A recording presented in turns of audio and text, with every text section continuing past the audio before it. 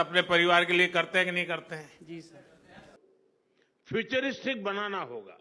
आनंद देख रहा।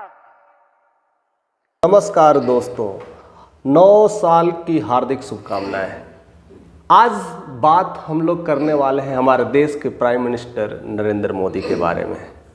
कुछ अलग और कुछ बेहतरीन है और कुछ समझदारी वाली बातें हैं जो हम आज आपके साथ लाए हैं।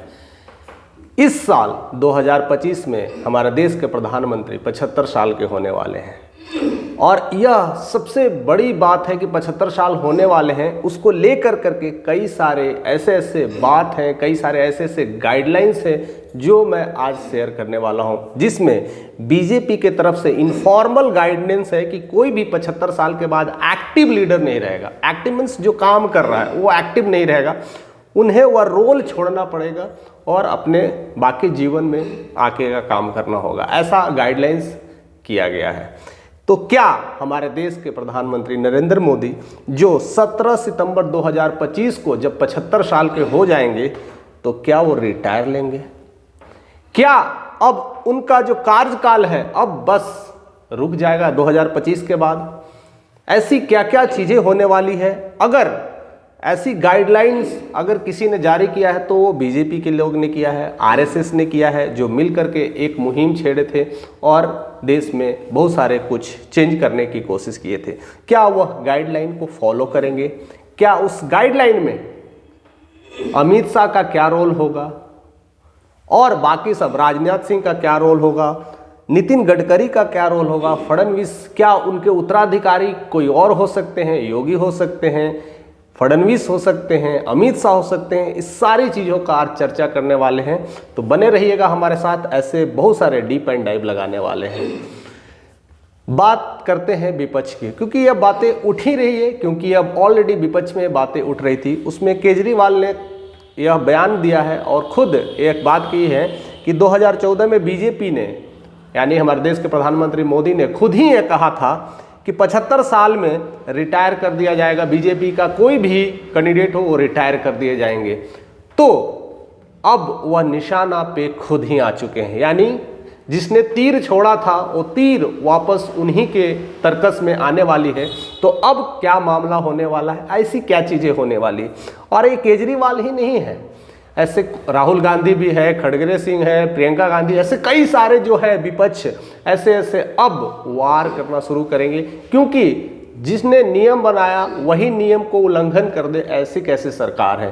तो इसको लेकर के बहुत सारी चीज़ें आएंगे और ऐसा इसलिए मैं कह रहा हूँ कि कैबिनेट मिनिस्टर में या कैबिनेट में कई बार ऐसा हुआ है कि जितने भी बीजेपी के जो मेन जो लीडर हैं वो 75 साल के समय अपना अवकाश ले लिए थे, रिटायर कर गए थे।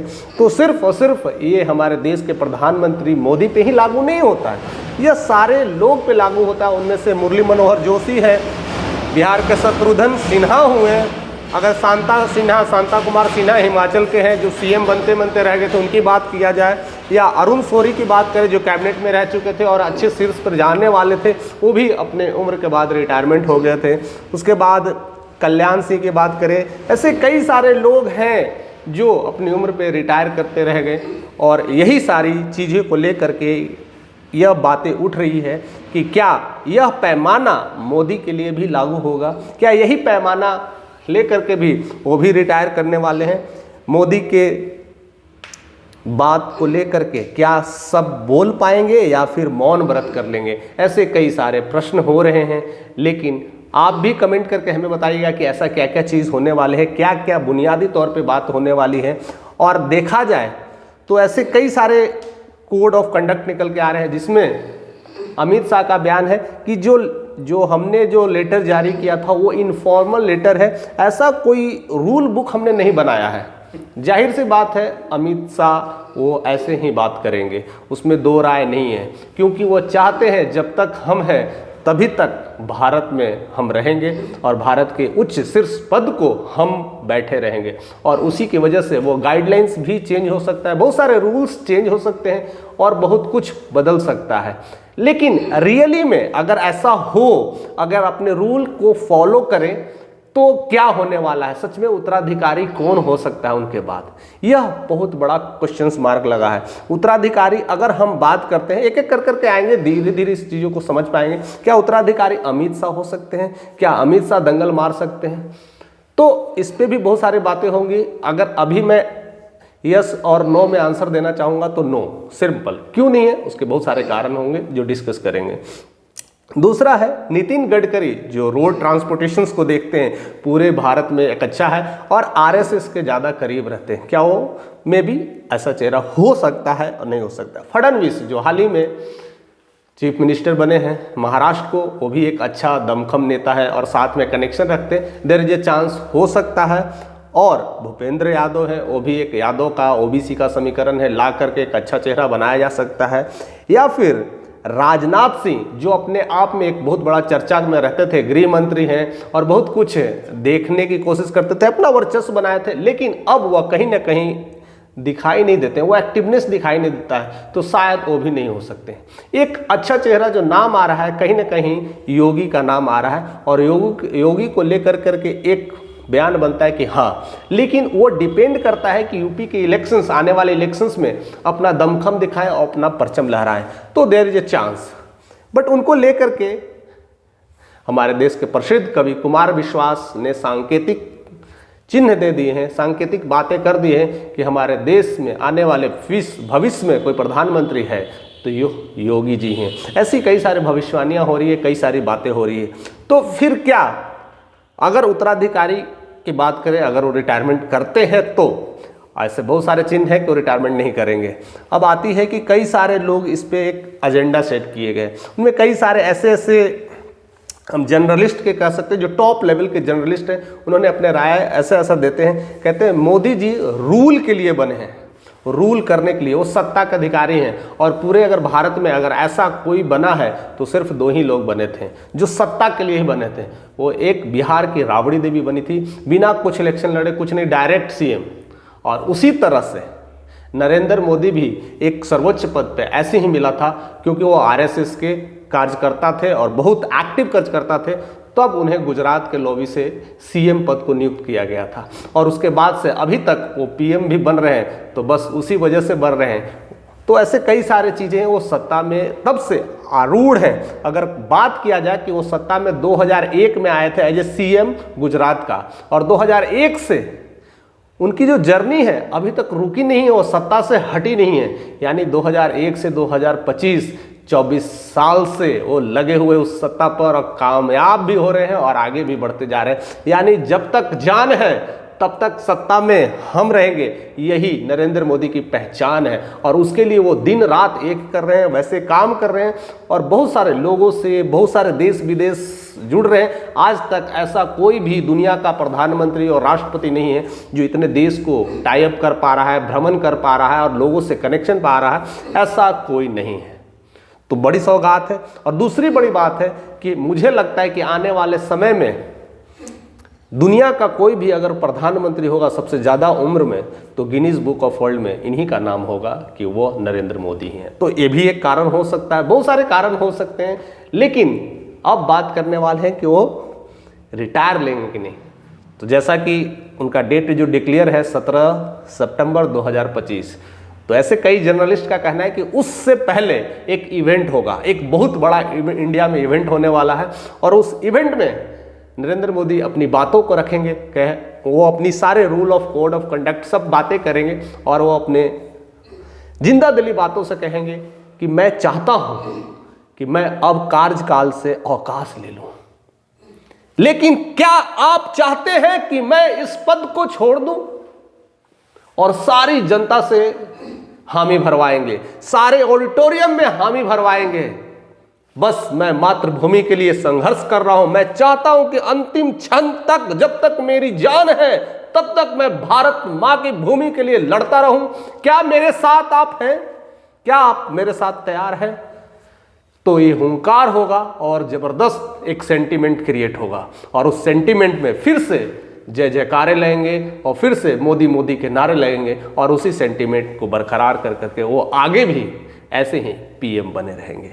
ऐसे कई सारे चिन्ह आ रहे हैं, ऐसे कई सारे संकेत आ रहे हैं और ऐसा आने वाले समय में ही आपको देखने को मिलेगा, क्योंकि ऐसे कई बार उनका इस तरह के एजेंडा सेट किए हुए हैं, चाहे वो देश में हो या फिर दुनिया में किसी भी देश में हो, वह इस तरह के कई सारे कार्य कर चुके हैं और इसमें वो महारत है और इस चीज़ों को, बड़ा समीकरण को समझ पाते हैं। तो शायद वो 90 की भी हो जाए तो सत्ता से जाने वाले नहीं हैं। मे भी अगर कोई प्रेशर दे तो शायद अगर वो कहेंगे कि अब हो गया सर, अब आप इसको छोड़ दीजिए, तो आप प्रेसिडेंट बन जाइए। यानी प्रेसिडेंट का मिल सकता है, राष्ट्रपति मिल सकता है, लेकिन राष्ट्रपति में वो एक्टिवनेस नहीं दिखेगा जिस तरह से वो एक्टिव रहते हैं, देश दुनिया को देख पाते हैं, बातें करते हैं, इंटरेक्ट करते हैं और उस एंगल से काम करते हैं, विस्फोटक अंदाज के लिए जाने जाते हैं। शायद वो ना रह पाए, तो बहुत सारी बातें हैं, लेकिन अभी तक ऐसा कोई चिन्ह नहीं दिख रहा है। और मैं धरातल पे भी कई लोगों से मिलता हूँ, बातें करता हूँ कि देश का अगला प्रधानमंत्री कौन होगा, तो किसी के चेहरे पर मोदी के अलावा कुछ नाम ही नहीं आता है। यानी अगर बात किया जाए, कोई चेहरा है ही नहीं उनके अगेंस्ट में खड़ा होने वाला। तो सबसे बड़ी बात है कि विपक्ष इतनी कमजोर हो गई है कि उनका टक्कर ही नहीं दे। कभी कभी ऐसा ही होता है, जब मैच जीतना होता है ना, तो ओपोनेंट ऐसा होता है ना कि इतना ज़्यादा रन बना देता है कि इंसान जो चेस करता है वो देख के ही स्कोर डर जाता है और पहले ही ऑल आउट हो जाता है। तो ऐसे ही विपक्ष में स्थितियां बनी रही है।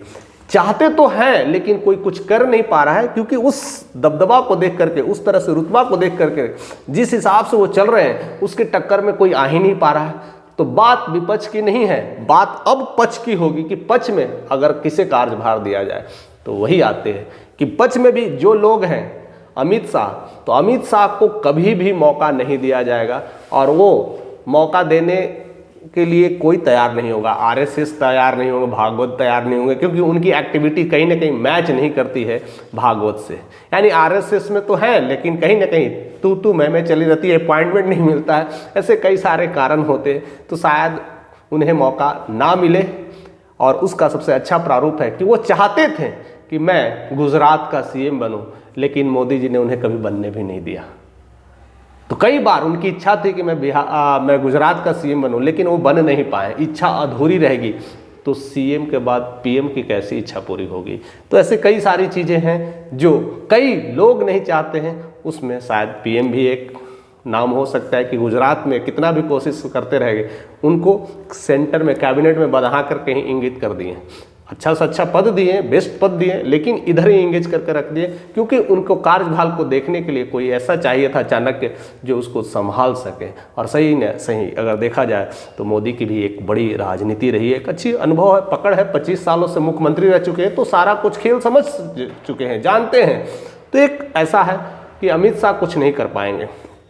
दूसरा बात है, राजनाथ सिंह की बात करें तो राजनाथ सिंह जब अब इलेक्शंस में लड़ते थे, अपना उत्तर प्रदेश से एक अच्छा दबदबा था, एक अच्छा चेहरा था, अच्छा नाम था और एक उम्र था, एक अच्छा तकाजा था। लेकिन धीरे धीरे जैसे मोदी एक्टिव होते रहे तो वो डीएक्टिव होते गए और उनका धीरे धीरे संतुलन धीरे धीरे अब खत्म ही हो गया है। तो शायद उन्हें भी अब कोई मौका नहीं दे।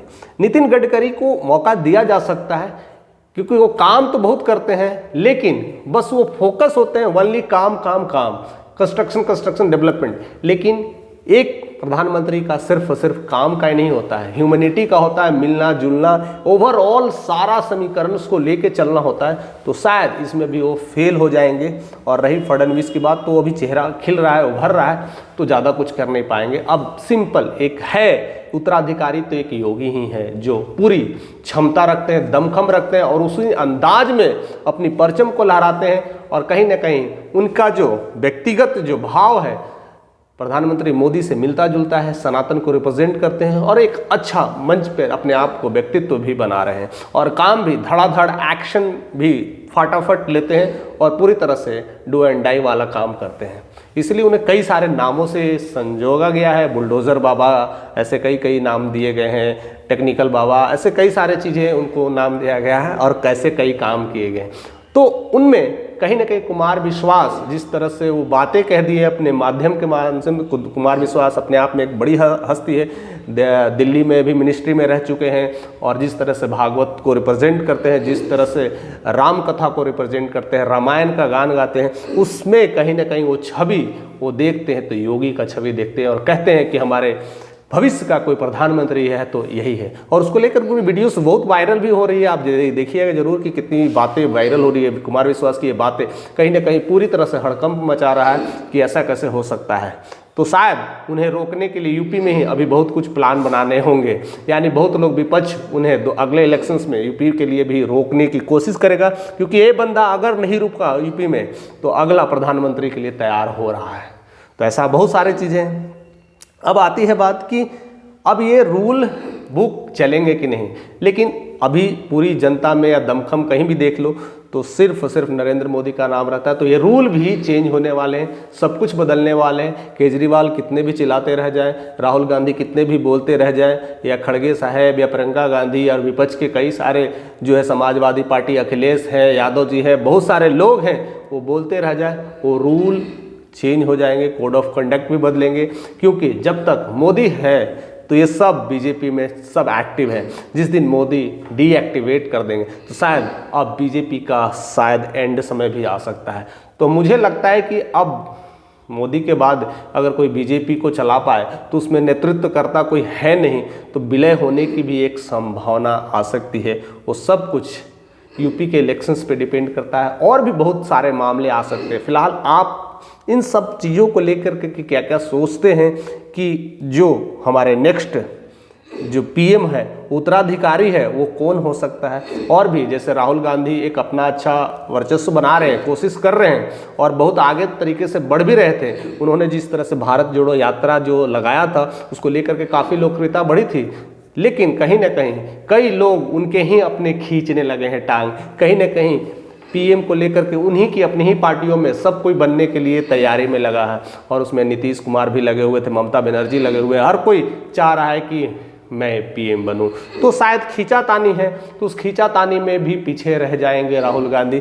बहुत सारी अटकलें आ रही हैं और उसमें कोई और बाजी मार सकता है। फिलहाल आप इसके बारे में क्या सोचते हैं? क्योंकि न्यू ईयर आ चुका है और ऐसे अब सारे इक्वेशंस देखने को मिलेंगे, विपक्ष के ऐसे वार देखने को मिलेंगे, ऐसे कई बयानबाजी होगा और उस बयानबाजी में क्या प्रधानमंत्री मोदी अपनी उस सत्ता को कंटिन्यू करते रहेंगे? मेरी समझ से तो है जब तक वो जिंदा है शायद वो इसी पद पे आसीन रहेंगे और अपनी जितनी भी है टेक्निक लगा के रहेंगे और सारा समीकरण वो बैठा भी रहे होंगे। और उनका कहीं ना कहीं अब स्पीच भी आया था कि 2047 तक भारत को एक विकसित राष्ट्र बनाना है, तो मुहिम ही 2047 तक लेके चले हैं। तो अभी तो 29 भी नहीं आया है, अभी तो 29 का इलेक्शन बाकी है। तो बहुत कुछ वो आगे के लिए प्लान कर चुके हैं, आगे के लिए ऑलरेडी वो बहुत सारे कार्य को इंडिकेट कर चुके हैं कि मुझे ये सब सारे काम करने हैं। तो काम करने वाला भी तो कोई चाहिए। तो क्या जनते का जो कहते हैं लोगों का सेंटीमेंट उनके साथ है? क्या लोग उनको सपोर्ट करेंगे? अगर नहीं सपोर्ट करेंगे तो कौन सा चेहरा है जो उनको कहते हैं ना उनके रिप्लेसमेंट में एक अच्छा योगदान निभा सकता है? कोई जहन में आपके नज़र में कोई चेहरा है तो कमेंट करके हमें ज़रूर बताइएगा। या कुछ ऐसा लगता है कि इन्हें अभी उतारा जाए तो किसे रखा जाए, क्या हो सकता है? या अभी फिलहाल इन्हें ही कंटिन्यू कर दिया जाए? अगर ऐसे कंटिन्यू करेंगे तो कुछ और भी माहौल तो नहीं क्रिएट होगा? क्या तानाशाही वाला तो माहौल नहीं हो सकता है? बहुत सारी चीज़ें हैं, क्योंकि वो तो अपने कार्य कर रहे हैं, लेकिन उनके जितने भी सहयोगी हैं क्या वो उसी तरह से अपने आप को एक्टिवेट कर पा रहे हैं, उसी तरह से कार्यभार को देख पा रहे हैं? कई सारी चुनौतियां आ रही है, कई सारी समस्याएं आ रहे हैं। उस समस्याओं में क्या क्या आप देख पा रहे हैं, क्या क्या आप सोच पा रहे हैं? अपनी प्रतिक्रिया जारी रखें। अगर चैनल पर नए हैं तो सब्सक्राइब करें, क्योंकि ऐसे डीप एंड डाइव हम आपके साथ लाते रहेंगे। So thank you.